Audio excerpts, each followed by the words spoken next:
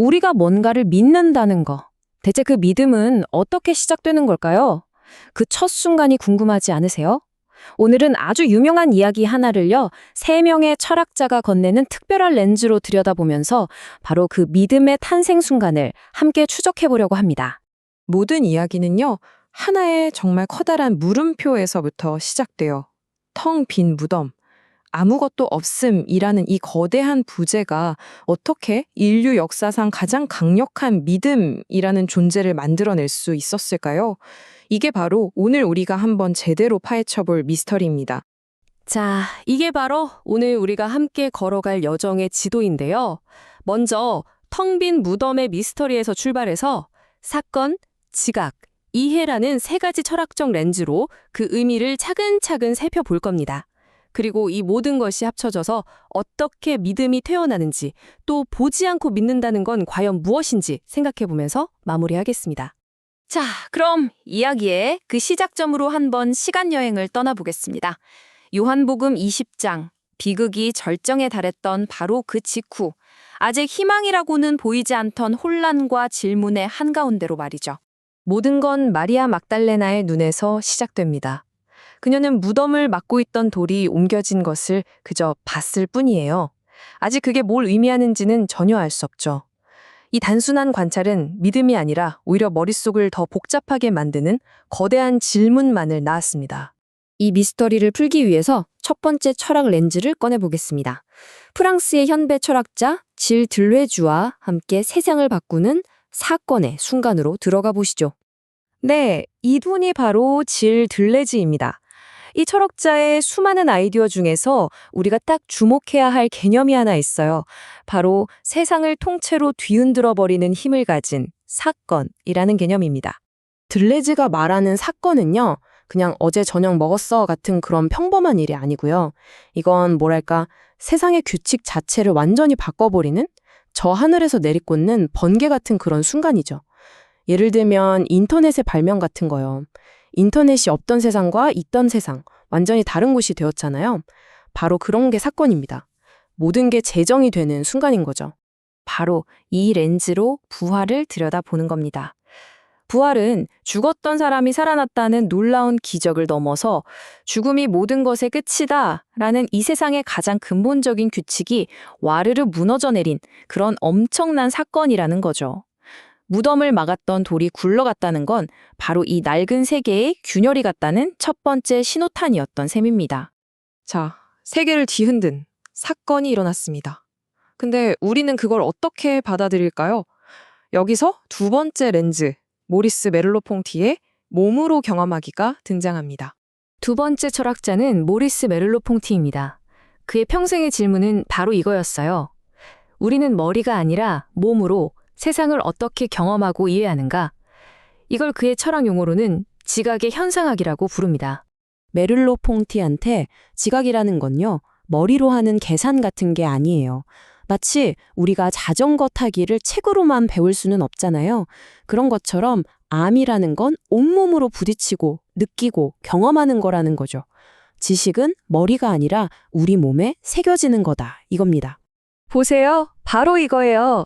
제자들 행동을 한번 보시죠. 이들은 가만히 앉아서 이게 무슨 일이지 하고 생각만 하는 게 아니에요. 그들은 무덤으로 달려가고 몸을 굽혀서 안을 들여다보고 마침내 안으로 직접 들어갑니다. 생각하기 전에 몸이 먼저 반응한 거죠. 온몸으로 이 거대한 사건의 흔적 속으로 뛰어들고 있는 겁니다. 자, 거대한 사건이 있었고 몸으로 그 흔적을 지각했어요. 근데 아직 믿음까지는 딱 한 걸음이 남아 있습니다. 바로 그 하고 깨닫는 순간이죠. 세 번째 렌즈, 한스 게오르크 가다머와 함께 그 순간으로 가보겠습니다. 마지막 렌즈를 건네줄 철학자는 한스 게오르크 가다머입니다. 이분의 전문 분야가 해석학인데요. 이게 뭐냐면 쉽게 말해서 우리가 어떤 텍스트나 상황의 진짜 의미를 하고 깨닫게 되는 그 과정을 연구하는 학문이라고 보시면 돼요. 가다머가 말하는 이해는요, 1 더하기 1은 2다. 이런 식의 논리적인 결론이 절대 아니에요. 이건 뭐랄까, 갑자기 눈앞에 진리가 확 드러나는, 바로 이거였구나 하고 무릎을 탁 치게 되는 그런 깨달음의 사건에 가깝다는 겁니다. 그리고 성경은 바로 그 순간을 정말 기가 막히게 딱 한 문장으로 포착해냅니다. 그는 보고 믿었다. 텅 빈 무덤, 그리고 그 안에 잘 개워진 수의. 이 단서들을 본 제자는 그냥 사실을 확명한 게 아니었어요. 그에게 가다머가 말한 이해의 사건이 일어난 거죠. 흩어져 있던 모든 퍼즐 조각이 한순간에 딱 하고 들어맞은 겁니다. 자, 이제 우리는 들르즈, 메를로퐁티, 가다머라는 세 개의 렌즈를 모두 손에 쥐었습니다.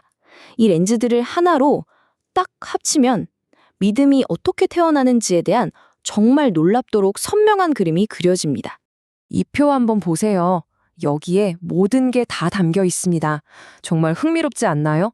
세계를 뒤흔든 들레즈의 사건은 바로 복음서의 빈 무덤이었고, 몸으로 부딪히는 메를로 퐁티의 지각은 제자들이 보고 들어간 행위였으며, 아하 하고 깨닫는 가다머의 이해가 마침내 믿음을 탄생시킨 겁니다. 철학과 신학이 이렇게 완벽하게 만날 수 있다니 정말 놀랍지 않으세요? 이 과정을 4단계로 깔끔하게 정리해 볼까요? 첫째, 세계의 질서가 깨지는 거대한 사건이 일어납니다. 둘째, 우리는 몸으로 그 사건의 흔적을 지각하죠.